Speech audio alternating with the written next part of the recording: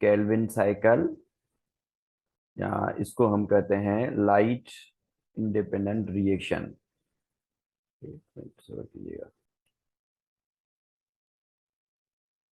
तो Calvin cycle या light independent reaction इसको कहते हैं। केल्विन साइकिल क्यों कहते हैं? क्योंकि इसको डिस्कवर केल्विन ने किया था। इसको केल्विन केल्विन बेंसन साइकिल भी कहते हैं। इसको केल्विन बेंसन साइकिल भी कहते हैं। केल्विन बेंसन साइकिल इसको क्यों कहते हैं? क्योंकि बेंसन जो था इसका कोवर्कर था, इसका साथी था, इसने इस साइकिल को डिस्कवर किया था। इसका एक और नाम है, इसको C3 साइकिल भी कहते हैं। इसको C3 साइकिल भी कहते हैं। C3 साइकिल क्यों कहते हैं? क्योंकि इसके अंदर जो लास्ट स्टेबल प्रोडक्ट होती है, stable product, last stable product which contain 3 carbon. इसके पास 3 कार्बन होते हैं। लास्ट जो स्टेबल प्रोडक्ट होती है उसके पास 3 कार्बन होते हैं, इसीलिए इसको C3 साइकिल भी कहते हैं। एक और इसका नाम है, इसको पेंटोज रिडक्टोज साइकिल भी कहते हैं। इसका एक और नाम है, इसको पेंटोज रिडक्टेज साइकिल भी कहते हैं। इसको पेंटोज रिडक्टेज साइकिल इसलिए कहते हैं क्योंकि ये अगर आप देखेंगे तो ये जो साइकिल है, ये साइकिल स्टार्ट होती है एक पेंटोज 5 कार्बन शुगर से, जिसको हम RUBP कहते हैं। RUBP से ये साइकिल स्टार्ट होती है और ये एंड होती है आके RUBP पे।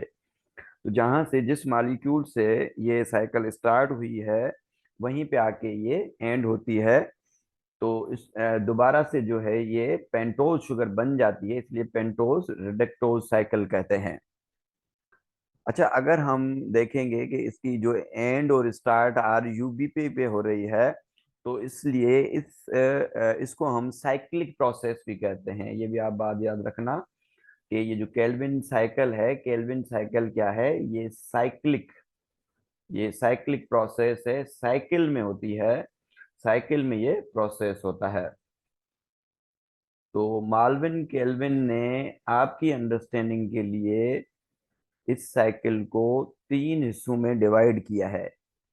नंबर 1 कार्बोजाइलेशन है, कार्बन डाइऑक्साइड की फिक्सेशन है। नंबर 2 रिडक्शन है, इसमें जो एसिड बनता है वो रिड्यूस होके अल्डिहाइड में चेंज हो जाता है या ट्रायोज शुगर में चेंज हो जाता है। नंबर 3 है रीजनरेशन। ये जो रीजनरेशन है, रीजनरेशन में दोबारा से हमें मिलता है RUBP। RUBP जो है ये पेंटोज शुगर है, इसको राइबुलोज 1,5 बाइफास्फेट कहते हैं। इसको कहते हैं राइबुलोज राइबुलोज 1,5 बाइफास्फेट। इसको 1,5 बाइफास्फेट कहते हैं। ये जो शुगर है ये पेंटोज शुगर है, इसके अंदर 5 कार्बन होते हैं, इसके अंदर 5 कार्बन होते हैं। और यहाँ पे कार्बन नंबर 1 पे एक फास्फेट होता है और एक कार्बन नंबर 5 पे फास्फेट होता है, इसलिए इसको 1,5 रेबुलोज 1,5 बाइफास्फेट कहते हैं। तो तीनों स्टेप्स को, कार्बोक्सिलेशन, रिडक्शन एंड रीजनरेशन, इन तीनों को हम बारी बारी देखते हैं। तो इसको हम साइकिल के थ्रू समझने की कोशिश करते हैं। अच्छा, अभी हमने देखना है नंबर वन इसके अंदर जो स्टेप होता है उसमें क्या होता है। नंबर 1 इसके अंदर जो इनपुट होती है, इसके अंदर हम इनपुट करते हैं कार्बन डाइऑक्साइड। कार्बन डाइऑक्साइड के 3 मॉलिक्यूल, इसके अंदर कार्बन डाइऑक्साइड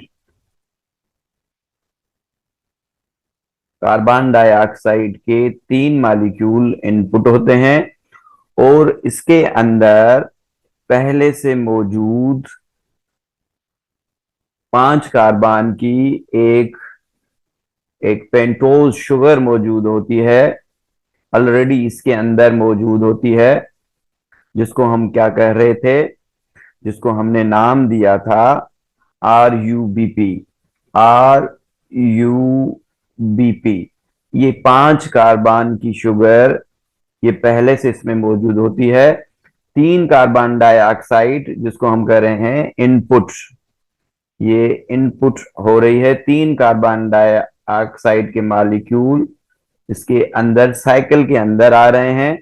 तो 3 जो है हमें चाहिए RUBP, राइबुलोज 1,5 बाइफॉस्फेट। यहाँ पे एक यूनिवर्सल एंजाइम होता है जो कि इस कार्बन डाइऑक्साइड को फिक्स करता है। इस साइकिल में एक एंजाइम होता है, बड़ा ही कमाल का एंजाइम है। इस एंजाइम को हम कहते हैं रुबिस्को। ये जो रुबिस्को एंजाइम है, रुबिस्को एंजाइम ये क्या कर रहा है, यहाँ पे कार्बो ऑक्सीलेज का काम कर रहा है, यानी कार्बन डाइऑक्साइड को फिक्स करवा रहा है किसके साथ, RUBP के साथ। अगर हम रुबिस्को को देखते हैं, ये जो रुबिस्को है रुबिस्को, इस रुबिस्को के अंदर लास्ट में ये जो 2 वर्ड हैं, इस पे कंसीडर कीजिएगा कि ये जो O है, ये O है और ये C है। तो ये जो रुबिस्को है, रुबिस्को 2 तरीकों से काम करता है।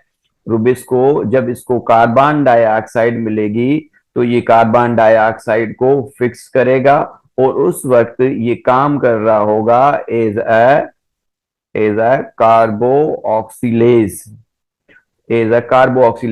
और जिस वक्त कार्बन डाइऑक्साइड नहीं होगी, ऑक्सीजन अवेलेबल होगी, तो उस वक्त ये काम कर रहा होगा एज अ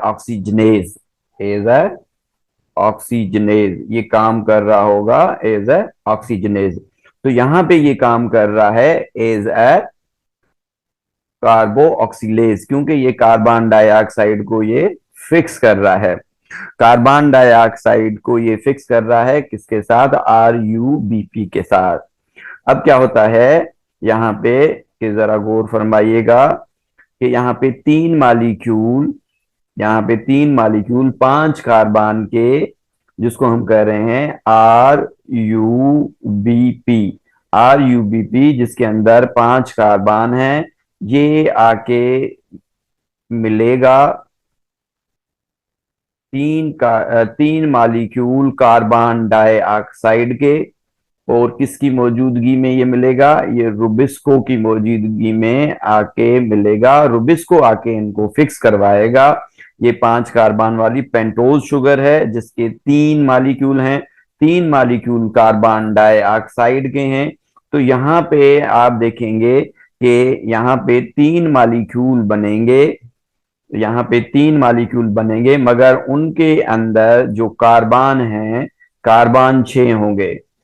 6 कार्बन वाले 3 मॉलिक्यूल, यहाँ पे 3 मॉलिक्यूल मिले हैं, और हर एक के अंदर नंबर ऑफ कार्बन कितने हैं, नंबर ऑफ कार्बन इनके अंदर 6 हैं।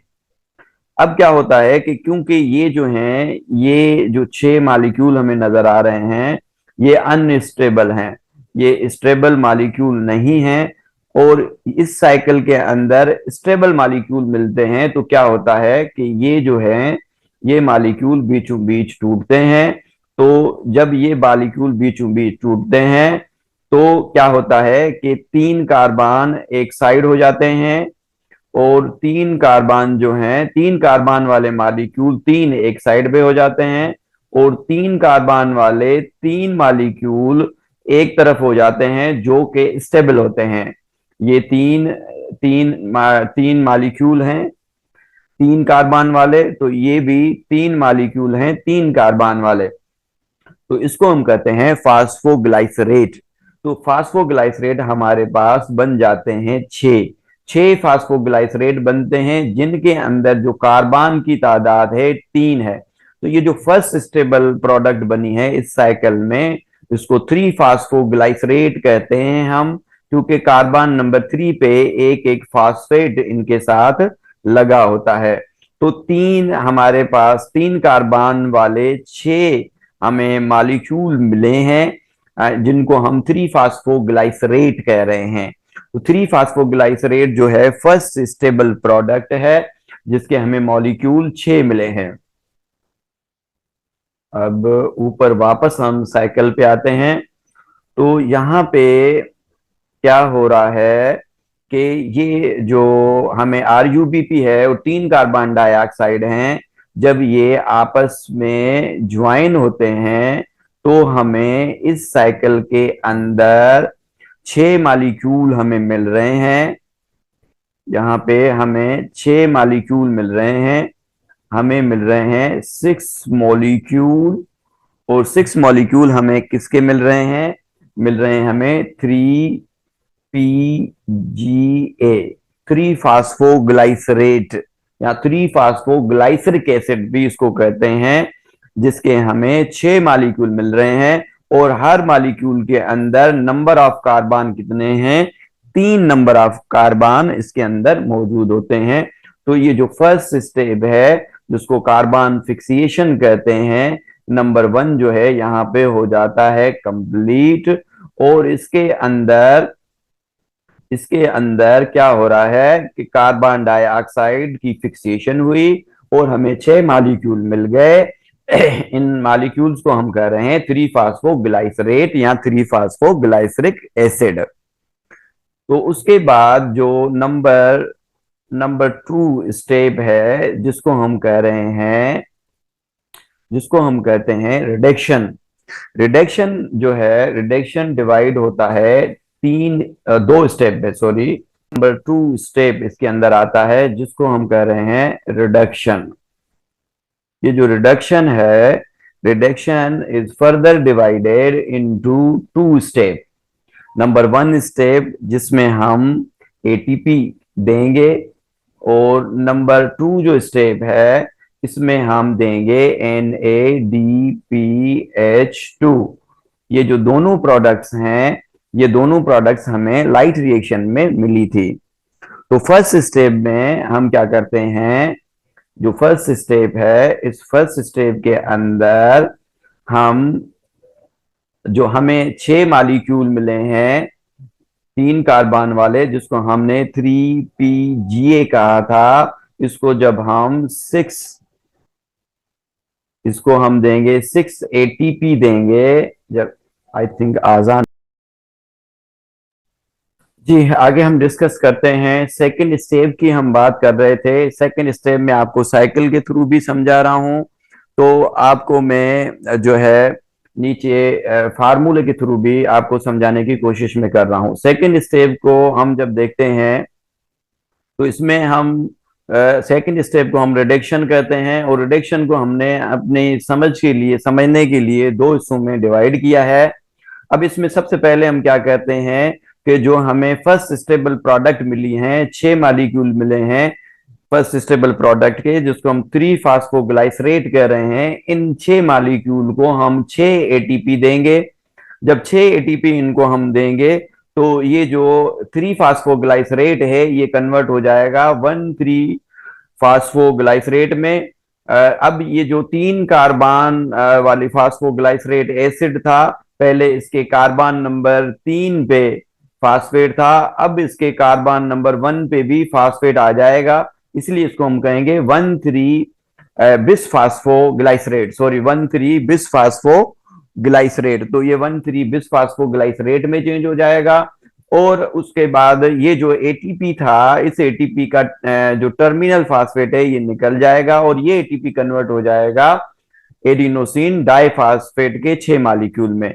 आगे हम दोबारा हम साइकिल के पास चलते हैं। तो यहाँ पे आप देखेंगे कि यहाँ पे हमने क्या किया कि फर्स्ट स्टेप में हमने जो है 6 ATP दिए। यहाँ पे हमने 6 ATPs दिए। 6 ATPs जब दिए तो ये 6 ATPs ये कन्वर्ट हो गए 6 ADPs में। ये 6 ADPs में कन्वर्ट हो गए। और ये जो 3 फास्फोग्लाइसरेट था, अब ये 3 फास्फोग्लाइसरेट जो है ये चेंज हो जाएगा। 6 मॉलिक्यूल यहाँ पे हमें मिलेंगे वही। और ये जो 6 मॉलिक्यूल होंगे अब ये कहलाएंगे 1,3 फास्फोग्लाइसरल अल्डिहाइड। 1,3 फास्फोग्लाइसरल अल्डिहाइड। नंबर 2 जो स्टेप इसका था, इसमें हमने क्या किया कि यहाँ पे हमने हमने दिया इसको NADPH। जब इसको हमने NADPH2 जब इसको हमने दिया तो यहाँ पे क्या हुआ कि ये जो NADPH था, NADPH ये कन्वर्ट हो गया NADP प्लस में, इसकी ऑक्सीडेशन हुई। और प्लस में यहाँ से क्या हुआ कि यहाँ से 6 फास्फेट इनऑर्गेनिक, 6 यहाँ से फास्फेट इनऑर्गेनिक भी इस साइकिल से निकल गए। और ये जो 6 मॉलिक्यूल थे 1,3 बिस फास्फोग्लाइसरेट, ये अब चेंज हो गए। 6 मॉलिक्यूल हमें मिल गए। यहाँ पे हमें 6 मॉलिक्यूल मिल गए। हमें 6 मॉलिक्यूल मिले। यहाँ पे हमें मिल गए 6 मॉलिक्यूल मिल गए। 6 मॉलिक्यूल हमें मिल गए ग्लाइसरल अल्डिहाइड 3 फास्फेट, जिसको हम पिगाल भी कहते हैं या जिसको हम G3P कहते हैं। G3P के हमें 6 मॉलिक्यूल मिले। ये जो G3P के 6 मॉलिक्यूल हैं, इन्हीं को हम कह रहे हैं ये ट्रायोज शुगर है। तो ट्रायोज शुगर हमें यहाँ पे मिल गई। अब ये जो ट्रायोज शुगर के 6 मॉलिक्यूल हैं, एक मिनट दोबारा से हम इस स्कीम पे भी आ जाएं तो यहाँ पे प्लस में क्या होता है कि 6 मॉलिक्यूल फास्फेट ऑर्गेनिक के भी यहाँ पे निकले थे। अब ये जो 6 मॉलिक्यूल हैं जिसको हम पिगाल भी कहते हैं, और इसको हम जो है 3 फास्फोग्लाइसरल अल्डिहाइड कह रहे हैं। यहाँ पे ये जो एसिड था, ये एसिड रिड्यूस होके अब ट्रायोज शुगर बन चुका है। तो अब क्या होता है कि इस साइकिल में से क्या होगा कि ये जो 6 मॉलिक्यूल हैं किसके, G3P के, ये 6 मॉलिक्यूल में से एक मॉलिक्यूल यहां से स्पिन ऑफ होगा। एक मॉलिक्यूल यहां से निकल जाएगा। यहां से एक मॉलिक्यूल साइकिल में से निकल जाएगा। और ये जो है ये जो G3P है, ये हमारा कहलाएगा आउटपुट। ये हमारा आउटपुट होगा। इस आउटपुट में हमें एक ट्रायोज मिला है। ये आगे ट्रायोज मिलके ग्लूकोज बनेगा। आखिर में बाकी हमारे पास बच जाएंगे इस साइकिल के अंदर। इस साइकिल को अगर हम देखेंगे तो इस साइकिल के अंदर बाकी हमें 5 मॉलिक्यूल बचेंगे। यहाँ पे बचेंगे 5 मॉलिक्यूल बचेंगे किसके, G3P के 5 मॉलिक्यूल बचेंगे, जिन हर मॉलिक्यूल के अंदर 3 3 कार्बन हैं। तो यहां से 5 क्यों बचे हैं, क्योंकि एक मॉलिक्यूल साइकिल से निकल गया है, एक ट्रायोज साइकिल से निकल चुका है। बाकी यहाँ पे जो 5 मॉलिक्यूल बचे हैं, ये जो 5 मॉलिक्यूल हैं ये रीअरेंज होके ये जो है बना देंगे 3 मॉलिक्यूल बना देंगे 5 कार्बन वाले, जिसको पेंटोज शुगर कहते हैं। और ये हमारा थर्ड स्टेप होगा जिसको हम कहते हैं रीजनरेशन। तो रीजनरेशन यहाँ पे होगा। और ये जो स्टेप है ये नंबर 2 स्टेप है जिसको हमने कहा था रिडक्शन। रिडक्शन में जो एसिड है ये रिड्यूस होके ट्रायोज ग्लूकोज बनाता है। अब ये जो 5 हमारे पास पिगाल मौजूद हैं जिनके अंदर 3 3 कार्बन हैं, ये किस तरीके से रीअरेंज होंगे इसको जरा हम देखते हैं। ये जो 5 मॉलिक्यूल हैं जिसके अंदर हर एक के अंदर 3 3 कार्बन मौजूद हैं। इन हर एक के अंदर 3 3 कार्बन मौजूद हैं। और ये 3 कार्बन वाले जो पिगाल हैं, ये पिगाल हमारे पास 5 मौजूद हैं, number 1, number 2 number 3, number 4, number 5। तो ये क्या होगा कि ये आपस में रीअरेंज होंगे। ये रीअरेंज होके सबसे पहले ये जो तीन है, ये तीन आपस में मिलके एक मॉलिक्यूल बनेगा जिसके अंदर 9 कार्बन होंगे। और ये जो नंबर 4 और नंबर 5 है, ये आपस में ज्वाइन होके एक 6 कार्बन वाला मॉलिक्यूल बनाएंगे। ये जो 9 कार्बन वाला मॉलिक्यूल है, ये जो है ये स्प्लिट होगा, दो हिस्सों में ये स्प्लिट हो जाएगा और इससे एक मॉलिक्यूल बनेगा। 10 मिनट रह गए हैं। अच्छा, इससे जो एक मॉलिक्यूल बनेगा, एक मॉलिक्यूल इससे बनेगा 5 कार्बन वाला। और एक मॉलिक्यूल, 9 में से 5 जाएंगे तो एक मॉलिक्यूल बन जाएगा 4 कार्बन वाला। ये जो 4 कार्बन वाला मॉलिक्यूल है, इस ये 6 कार्बन वाले मॉलिक्यूल से जब ये मिलेंगे तो ये एक एक मॉलिक्यूल और बनाएंगे जिसके अंदर 10 कार्बन होंगे। ये जो 10 कार्बन वाला मॉलिक्यूल बना है, जो कि बना है कैसे, 4 कार्बन वाला और 6 कार्बन वाला मॉलिक्यूल जब आपस में मिले थे तब ये बना था। तो यहां से ये जो 10 कार्बन वाला ये जो मॉलिक्यूल है, ये स्प्लिट होगा। इसमें से 5 कार्बन वाला एक मॉलिक्यूल बनेगा और इसमें से एक और 5 कार्बन वाला मॉलिक्यूल बनेगा जिसको हम रिबुलोज 1,5 बिसफास्फेट कहेंगे। अभी इसके अंदर रिबुलोज बिसफास्फेट नहीं कहेंगे, इसके अंदर एक ही फास्फेट है, मगर दूसरा फास्फेट इसके अंदर ऐड होगा। वो ऐड कैसे होगा? इसको ऐड करने के लिए 3 मजीद एटीपी हम और लगाएंगे यहाँ पे। इसको रीअरेंज करने के लिए हमने 3 एटीपी और यहाँ पे देने हैं। जब 3 एटीपी हम मजीद देंगे यहाँ पे 3 एटीपी हम और खर्च करेंगे। ये 3 एटीपी जो है चेंज हो जाएंगे 3 एडीपी में, एडीपीस में। और यहां से क्या होगा कि 2 फास्फेट और यहां से निकलेंगे, 2 फास्फेट इनऑर्गेनिक यहां से निकल जाएंगे इस साइकिल में से। और ये जो 5 मॉलिक्यूल G3P है, ये चेंज हो जाएगा 3 मॉलिक्यूल जिसको हम कहते हैं रिबुलोज 1,5 बिसफास्फेट। 5 कार्बन वाली पेंटोज शुगर दोबारा से जो है रीजनरेट हो जाएगी, इसलिए इसको पेंटोज रिडक्टोज साइकिल कहते हैं। इसीलिए इसको पेंटोज रिडक्टोज साइकिल कहते हैं। सर, 3 पिगाल की रिडक्शन के दौरान टोटल कितने एटीपी और एनएडीपीएच का चक्र? अभी बताता हूं मैं। तो यहाँ पे देखें, यहाँ पे 3 एटीपी खर्च आए हैं जब ये जो 5 पिगाल है कन्वर्ट हुए हैं 3 आरयूबीपी में। अगर अब हम हिसाब किताब करें कि हमारी साइकिल में एक ट्रायोज बनने में कितने एटीपी लगे हैं, अगर हम बात करते हैं 1 ट्रायोज की, हम एक ट्रायोज की बात करते हैं, 3 कार्बन वाली जो शुगर है हमें मिली है, एक मिली है, तो इसके अंदर एटीपी कितने खर्च आए हैं? अगर हम एटीपी काउंट करेंगे, इसके अंदर एटीपी कितने खर्च आए हैं, तो हम साइकिल में से काउंट करेंगे।